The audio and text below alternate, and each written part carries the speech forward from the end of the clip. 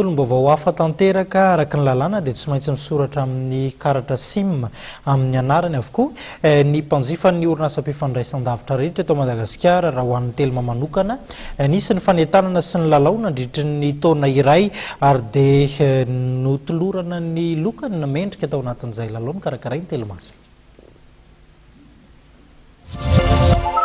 Ramatoa Eline Bregera no nahazo ny loka goavana tamin'ilay hetsika manokana no karakarain'ny Telma ho fampirisihana ireo mpanjifa ao aminy mba hanoratra ny karatra SIM any am-pelatanany. Fiara vaovao no natolotry ny talen'ny orinasa Patrick Pizal Amida Azomaly tetsy Akorondrano. Faly dia faly noho izany ity mpanjifa avy any Morondava ity. Tena faly mitafotafo mihitsy ary misaotra be an'ny Telma mba haharitsy ela be Telma tambazotsy Telma sady manentana ny izay mampiasa Telma rehetra mba hankafian'ny Telma. Ireo izay nanoratra ny karatra SIM tamin'ny anarany tao anatin'ny herintaona izao tafiditra tamin'ireo mpandray antokoa ankoatran'ny Elina Bregera dia mpanjifa zato hafa notolorana loka hafa toy ny finday.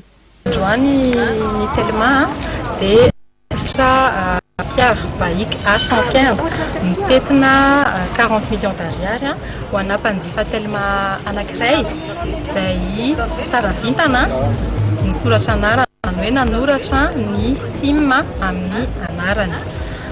Izay lalao izay efa ho herintaona izay ny mpanjifa Telma izay voasoratra anarana rehetra dia nandray anjara tamin'ny fisariana ny fiara avokoa dia natolotra androany io fiara io manentana hatrany Telma ny mpanjifa Telma rehetra hanoratra ny karta SIM amin'ny anarany, na izy manatona Telma shop, na izy manatona Telma kiosque, na izy manatona mpanjarahan'ny vola, na ihany koa izy manatona ny mpanentana Telma izay hitany manerana nosy.